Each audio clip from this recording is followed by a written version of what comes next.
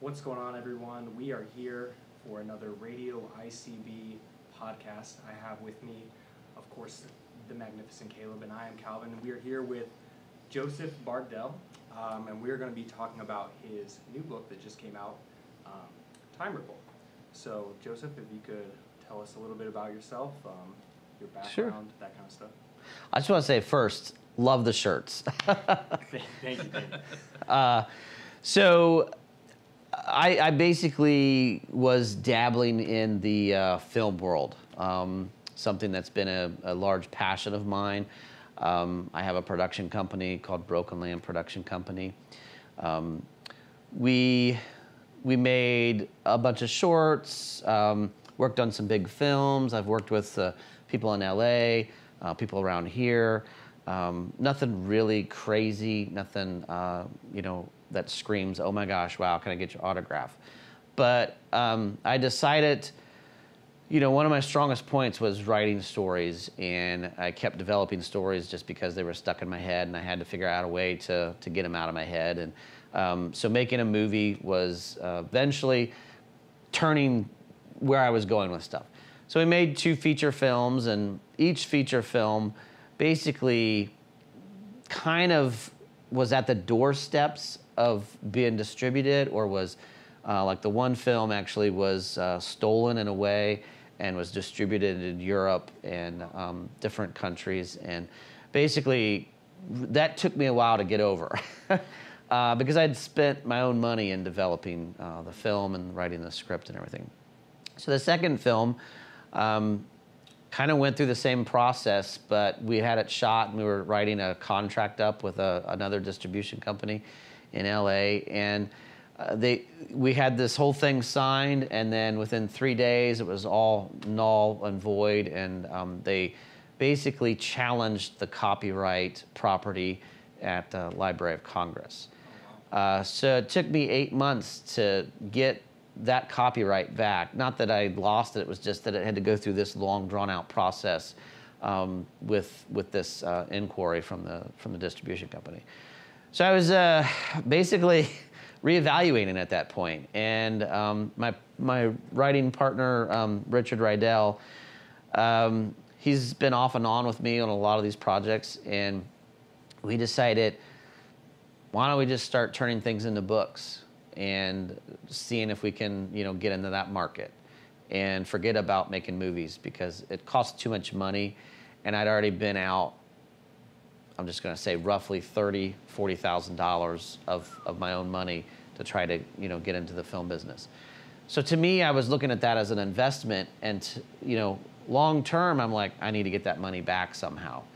So to me not seem like a failure to my wife, I decided, let's do this. I wasn't really a book writer, but I thought, well, how hard can this be? I decided to just change the scripts and turn them into books.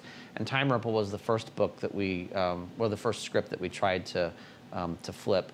And Time Ripple, I'll tell you a bit about that.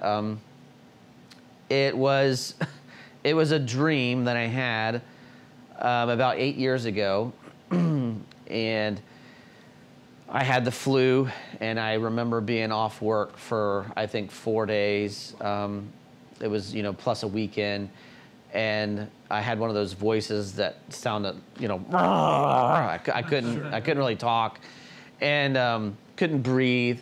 So I was on some allergy medicine, and then finally, when I got better, all that medicine is kind of flushed through my system, and I slept, woke up, ate, slept, go to the bathroom. This was off and on, and I dreamt this this movie idea, and so I wrote it down, and it was within a week. It was in 5 days. I couldn't stop writing it, and then we pitched this to a company in LA again. And it was kind of like one of the first ones that I kind of said, well, this is really good. Let's see what we can do with it. And at that time, we had a different, well, it was a production company, said, well, the ending is not working very well for us. Can you maybe, do something different with the ending? Excuse me. So I brought Richard on at that time, to help with the ending and recreate a new ending. And they just kind of said, well, this is too expensive. There was one scene, which is in volume 2 that's not out yet, that cost a lot of money to do. And so they said, just because of that, this is just going to exceed $1 million, and we're not a production company that can do anything over that kind of budget. So it sat for 8 years, and this is the one that we decided to go back and pull and break into 2 books. And I was kind of like, nobody reads. I don't read. I don't sit down and I don't read a good book. I watch videos and I play video games and I work. So this just happened to end up being a large book in the full version. So we decided to cut it in half and make it a quicker read. We wanted people to feel like they weren't necessarily making it a chore to get to the end of a book. So there's all these different types of books you can have. This is a novella is what it is. It's a shorter story, but it's basically a novel that's cut into 2. So that was our strategy, is to like, okay, well, let's put a big cliffhanger in here and help promote it towards the next volume, which will come out in a year from now. So I don't know, did that answer your question? I kind of went all over the place there. Thank you, I appreciate it. It answered a couple questions, actually, so Okay. I appreciate that. You kind of talked about it a little bit with the, you come from a movie background, and that's how, screenplay kind of writing, so it's a very unique writing style, but Yeah. Can you talk about your creative process a little bit, and, like, when you did sit down to write, did you sit down and do it all in one sitting, or did you, bounce ideas off of Richard at the time, or? So I have what's called stream consciousness, and it took me a while to figure out what was wrong with me, if you want to call it an ailment. But some people have the ability to transmit or write or create exactly what is moving from their thoughts. And it's just kind of like when I see stuff, I see every single frame. I see in the movie world in my mind. Dreams, I'll have dreams that are so vivid that I literally am just copying what I saw down into words. And I'm typing so fast that, I make a lot of grammatical mistakes in that process because I'm trying to keep up with the visions that I'm just repeating back down. I always had a problem trying to figure out how to get my ideas at a young age down and discuss, what I thought about something creatively. And it wasn't until after I went through media school, International College of Broadcasting, and I learned how to do script writing. And I also started researching script writing more and more at the library, and I decided, wow, this is how I could write things quicker. And it snapped. And so I was able to just quickly move through my ideas by like, and that was just the process that I had adapted to. And my brother is an English teacher in New Hampshire, so he makes fun of me a lot of times because of my, I'll just say, rough way of writing. He says, well, that's garbage. That's a script. That's not real writing. He's about the Hemingway and all of these other kind of grammatical masterpieces. And I feel like I'm the low-brow dirt that you take into the bathroom and read, and you're like, ah. But people connect with some of that storytelling. And I don't really think about much of bouncing things around until I met Richard. And Richard thinks the same way that I think, but he'd never had any formal training in how to develop that. So it's hard for me to collaborate with other people sometimes, but I've become better at it. But me and Richard have been writing tons of different stories, all the way back to, I think it says 2005, and we've built this pattern in this rhythm. And he'll come up with an idea, and it's like, oh, oh my gosh, that fits here. And so this helps us kind of bounce ideas out even quicker. I have learned that it is harder for me to write with a partner while I'm converting to a book still. So we've also discovered that. So we write in still the screenplay format every Sunday. That's the other thing, always keep your skill up. We've been doing that for years, and it just helps us outline a story, get it done, get it out of our mind, and then we can go back to it, and then I can go through the slower, methodical process of getting it into a book. Because it does take a lot more effort to adapt it into a book to read. So that was actually kind of one of my next questions is, what is the biggest challenge that you think you have when it comes to writing? Because obviously screenplays and writing a book is way different than a movie, and you have to account for so many different moving parts and all that kind of stuff, and setting the scene through words and all that stuff. But so what would you say is your biggest challenge? It was rough. So when I sat down and I started writing this, I'm like, oh, I'm gonna go back to that way that I know, but it didn't happen that way. So I finished writing it as a book, and I'm like, hey, look at this, brother, blah, blah, blah, blah, you know, shove that in your face. But he's like, that's garbage. You can't even read this without getting so tied up. And so I had to take his advice, and I had to take a step back, and I had to, am I gonna just go at this kind of half-assed, or am I really going to treat it as an investment?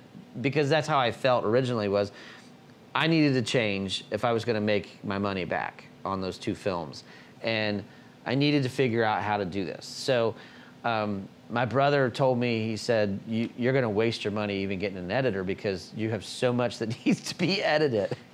You're gonna be charged out the yin yang for having this done. So I approached some editors, and they were like, sorry, maybe 5 cents a word, and it'll take me 6 months. And I was like, oh my God. So then I said to myself, well, I'm educated, and I wrote tons of papers for colleges, and along that time, I discovered a program. It's called White Smoke, and it helps me fill out the sentence a little bit different. And then what happens is, once the sentence is grammatically correct, then I can inject my creativity into the sentence. And I'm like, oh, no, back up, erase that, let's go back and do that. So now I actually take a huge amount of my time to rewrite the book from beginning to end, and I'm thinking more grammatically and creatively than I ever was. And our second book, it's called Incruentus. It comes out this Christmas. It's an even better read. I feel that it's a much stronger read, because after I wrote this book, I now know how to change, and I know how to adapt. And so my biggest thing, I was bullheaded, and it was hard for me to pull myself out of that screenwriting world and then switch into a book style. So. Gotcha. All right, let's turn into the book. Sure. Where did Bentley come from? So Bentley's name originally was Itkiss. It was a horrible name.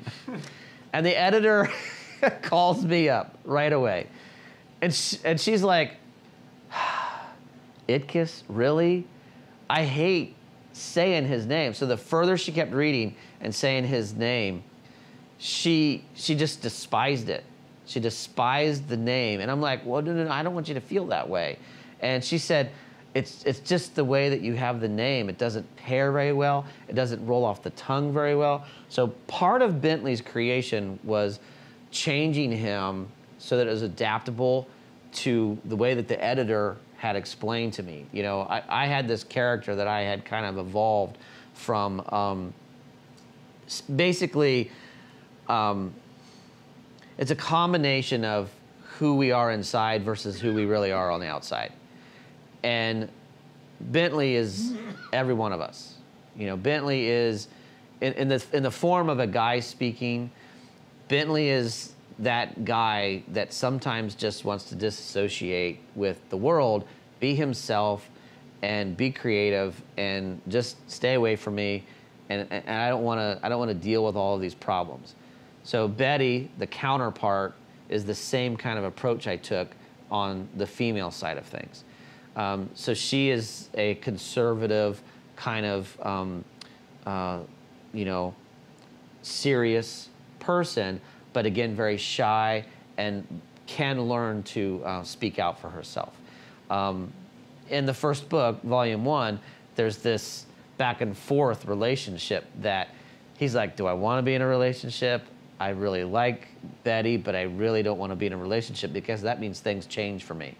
And what guy doesn't struggle with that in his 20s and sometimes up into his 30s? So some of the readers have said, you've basically figured out who I was. That, you know, they have come back and they've said, dude, that's me. You wrote about me. And I just tried to approach it from how I am as a guy, how I've lived sometimes through my life, and how I've changed. And one of the biggest things in any kind of medium is when you're introducing a character, the character has to change. So we have to evolve past some of our issues as we grow older. And that's what a big part of where Bentley's character comes from. And you'll see more of that in volume 2 when it comes out, how he changes. Was Gabe based off of any personal pet? So I have a friend who lives in Florida. Well, he doesn't live there anymore. He just recently moved to Colorado, and he had a dog. His name was Gabe. And when I'd come down and visit, Gabe was so friendly. And it was like Gabe and he was like, oh my gosh, I can't believe you're here, Joe. Let's hang out and visit. Let's go for walks.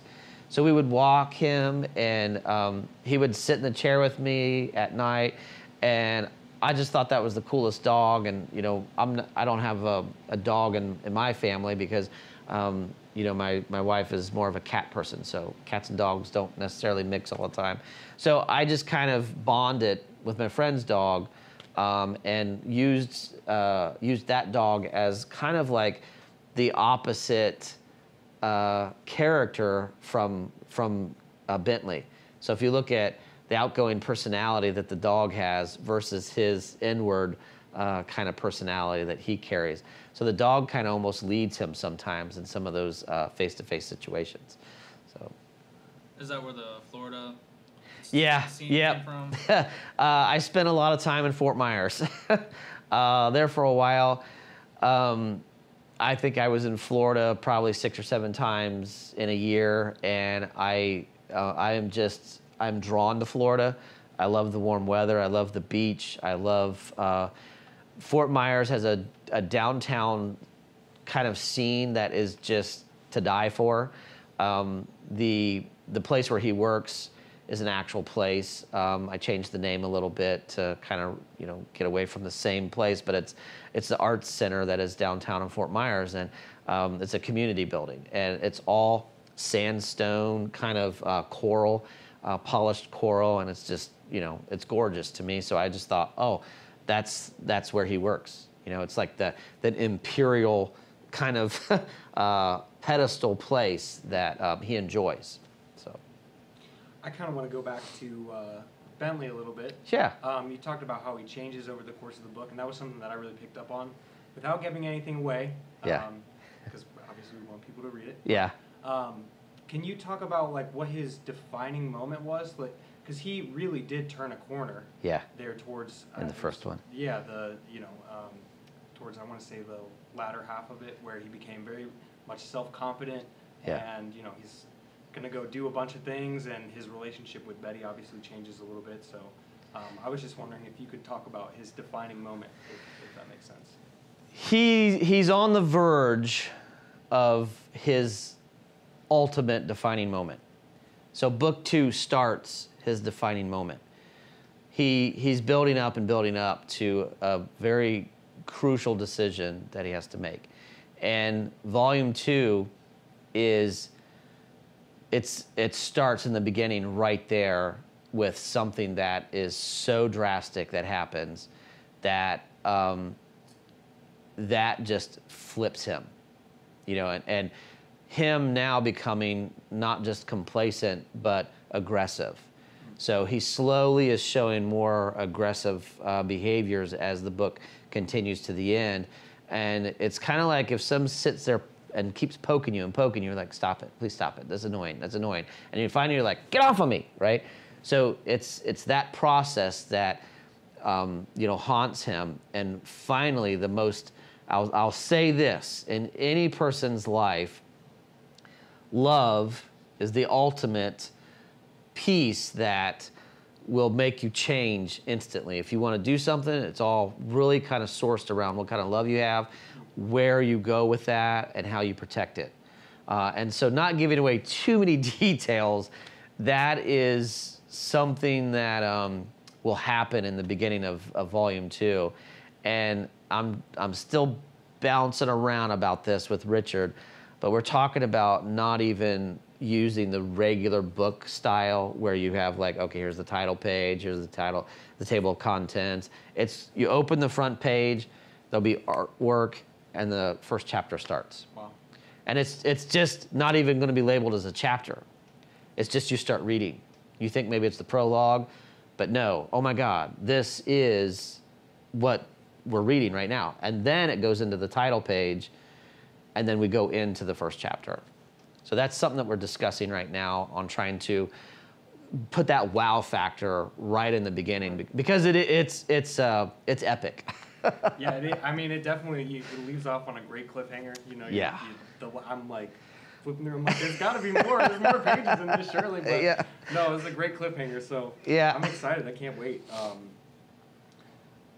want to talk about one scene that I found really interesting was the warehouse scene, and in particular, it's hopefully not a major detail, but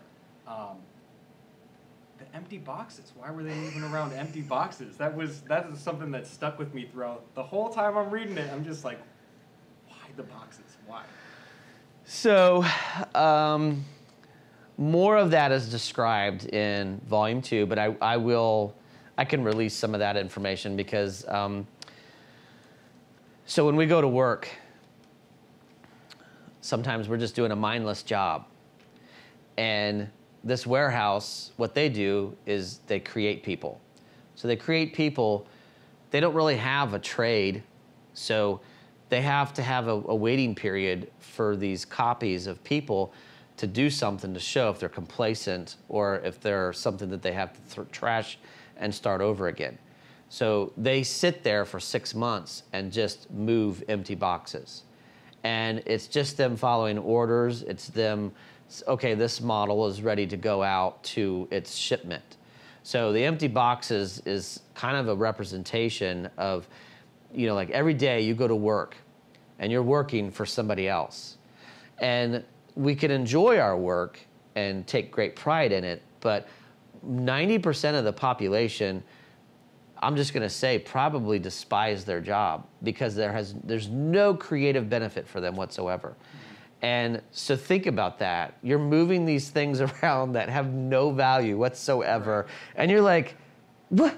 Why are we even doing this? So you're questioning that authority that is putting that in place. There's a reason for it, but you know, in this case, it's the ultimate satire in the book, if you think about it, that, oh my gosh, you are a cog in the machine. You know, in the beginning, in the prologue, it talks about being a cog in the machine and that you're basically working for, you know, somebody else, and you're designed to work for somebody else. Is there a distinction in your books between a copy and a clone? There is a, yeah, so what happens is there's more detail about the I won't say cloning process. It's a chemical process.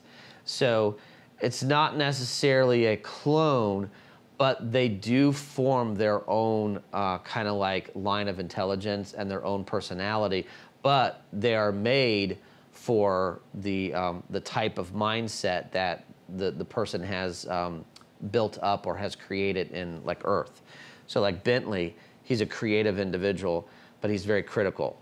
So those two pieces right there are a powerhouse when it comes to a new world trying to enter, like, say, a Renaissance period, right? So we have wars, we have all this stuff that happens, like our own history. We learn that there's oppression in cultures. And so what happens is, instead of a world trying to populate and build up to what they need, they actually purchase copies from another world with those mindsets that they need to evolve that process and speed along their adaptation in these other worlds. So they're not exact copies. No. So they can learn and have their own experiences and develop different traits and that kind of stuff. So since it's chemical, they evolve chemically. So I'll kind of release this a little bit. So it's kind of like this this fluid. So the green glue is this kind of like connectivity fluid, and what they do is they put this. It's like a coin, but it's a quartz coin. It's like a circle, and that's basically just this small circuitry. So that's embedded in the back of the head, at the base of the brain, and then the green fluid evolves through that circuitry, and they can evolve past that kind of standard process. So the purpose for that is, if they're going to another world where they're involved in wars, they have to adapt. So they're purchasing these people, and they have this adaptability that helps them evolve through some of these kind of like new environments that they're being thrown into. You may have a creative person that now has to pick up a knife and start fighting. You may have a person that's, ingrained in a life of a soldier, and now they have to become like some type of a savant in painting or something. So they have that mergeability, and I didn't want it to kind of keep the same kind of thing, like, not mentioning another big storyline, but we all know the clones. The Clone Wars and things like that. Sure, yeah. I didn't want it to turn into something like that, so I thought that the chemical process was a lot more engaging when it comes to creating new people. Right. I don't know if you're going to be able to answer Okay. this question. I hope it comes in the next book. But the magistrate is obviously very important. Yes. And I don't really want to ask questions about that character specifically, but more about the world that he finds himself in when he first comes to the warehouse. Because I know it talks about when it's like desolate around the compound. And is there any insight into what happened there? Let me see how I can. Okay, there is a section in Volume 1 that can help maybe some people understand maybe the answer to that. That one I can't answer, but the part where he's stuck, he's hurt. There's a character, a rogue character, a copy that he meets. There's a horde of like monsters that are running around, randomly. That is one of the key pieces that helps you kind of understand what's happened there. So I won't tell you any more, but that horde is a result of something that has gone wrong. So, and that I can't say anymore. I think we're on the same page. Okay. I have that answered my question. Thank you. Yeah. I was kind of, I don't know how to say it without including the title. Oh. A Stallone movie. Okay. Where in the comics they don't take off the helmet, but in the movie he's having to take off the helmet. They made a remake with the guy who... Yeah, so... That's kind of the environment that I pictured. I can't say... When it came to Outside the Wall. Yeah, I can't say yes or no to that one yet. Okay. Yeah, but as you've read it, for us, you're on the right track. Okay. Yeah. Yeah, you're on the right track. But I don't want to let new readers know too much more about that. That's why I couldn't try to figure out how to say that. Off camera, we could have a discussion. Thank you, Joe. That was Sure. all the time we have, unfortunately. But just want to let everybody know you can get Time Ripple on Amazon. Again, that was written by Joseph Bardell here and his writing partner, Richard Rydell. Look forward to reading the second one. And the second book that you have coming out at Christmas is called what again? It's called Incruentus. It's a Latin word, and it actually means without blood. So it's a vampire. We call it a vampire psychological film noir.